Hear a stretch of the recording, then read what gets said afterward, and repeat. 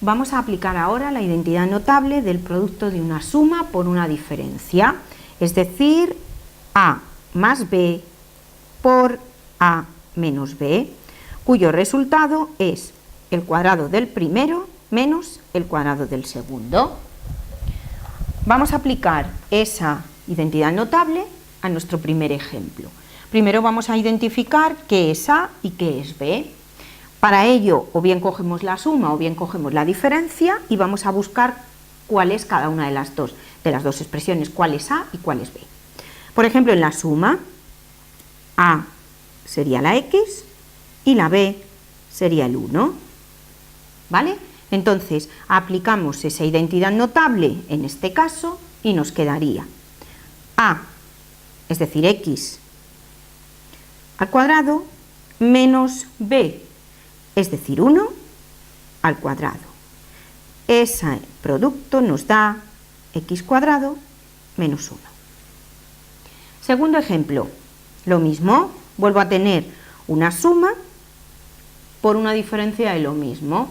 Identifico cuál es A y cuál es B. Da igual que lo mire en la suma o en la diferencia. Por ejemplo, en la suma, pues eso es A y el 1/5 es la B. Y aplico la identidad notable. A, es decir, X al cuadrado menos B, es decir, 1/5 elevado al cuadrado. Eso nos da X al cuadrado menos una fracción elevada al cuadrado, elevo al cuadrado tanto el numerador como el denominador. 1 al cuadrado entre 5 al cuadrado, por tanto X cuadrado menos 1/5. No, 1 partido 25, perdón. Tercer producto, una diferencia por una suma. Me da igual en qué orden aparezcan la suma y la diferencia, no me importa, porque ya sabéis que en el producto el orden de los factores no altera el resultado de la multiplicación.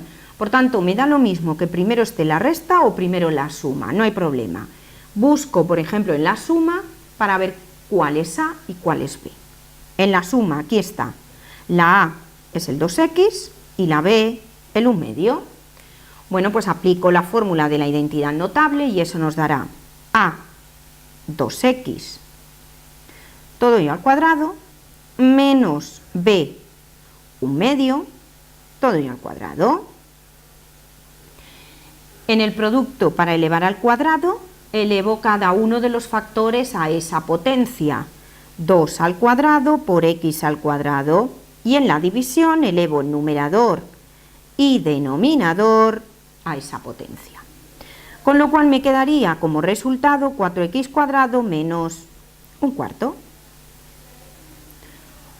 Último ejemplo. Una suma por una diferencia de lo mismo. Busco, por ejemplo, en la suma cuál es A y cuál es B. A es el X cuadrado y B el 4. Aplicamos la identidad notable y eso nos dará A, X al cuadrado, todo ello al cuadrado, menos B, el 4 elevado al cuadrado. Cuando tengo una potencia dentro de otra potencia, se multiplican los exponentes. Es decir, cuando yo tengo X elevado a N y luego elevado a M, eso es lo mismo que tener X elevado a N por M. Multiplico los exponentes. Por eso, X al cuadrado y luego al cuadrado otra vez es X a la cuarta. 2 por 2, 4. Menos, y 4 al cuadrado es 16. Ahí tenemos el último ejemplo de esta identidad notable.